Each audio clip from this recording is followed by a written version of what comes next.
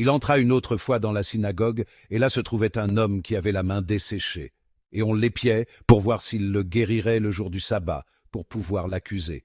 Et il dit à l'homme qui avait la main sèche, « Lève-toi, au milieu. » Puis il leur dit, « Est-il permis, le jour du sabbat, de faire du bien ou de faire du mal, de sauver une vie ou de tuer ?» Et il se taisait, et après avoir promené son regard sur eux avec colère, contristé de l'endurcissement de leur cœur, il dit à l'homme, « Étends la main. » Il l'étendit, et sa main redevint saine. Les pharisiens, étant sortis, prirent aussitôt une délibération contre lui avec les Hérodiens sur les moyens de le perdre.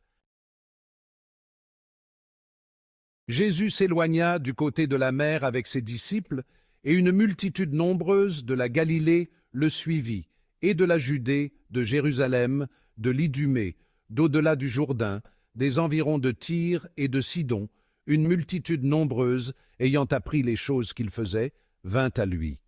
Et il dit à ses disciples de lui tenir une barque toute prête à cause de la foule pour qu'on ne le pressât pas.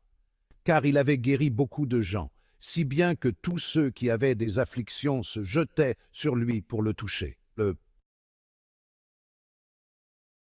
Et les esprits impurs, en le voyant, se prosternaient devant lui et s'écriaient « Vous êtes le Fils de Dieu !»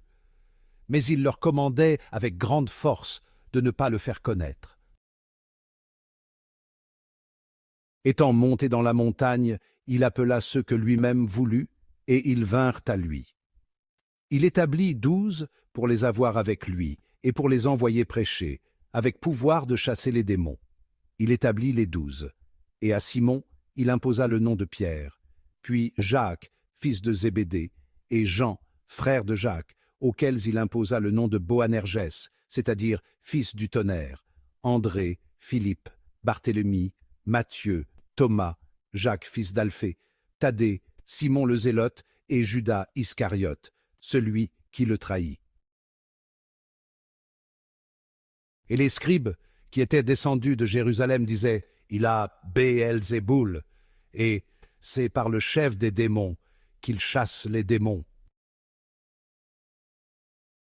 Il les appela et leur dit en parabole, « Comment Satan peut-il chasser Satan?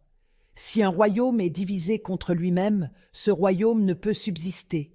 Et si une maison est divisée contre elle-même, cette maison ne pourra subsister.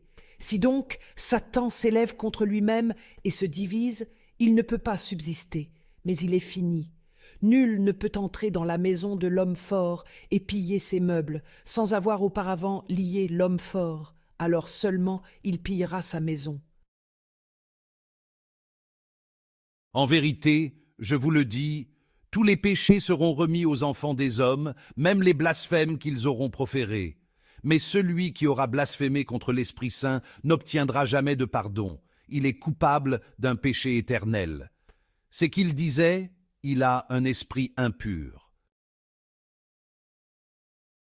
Sa mère et ses frères arrivèrent, et se tenant dehors, ils l'envoyèrent appeler.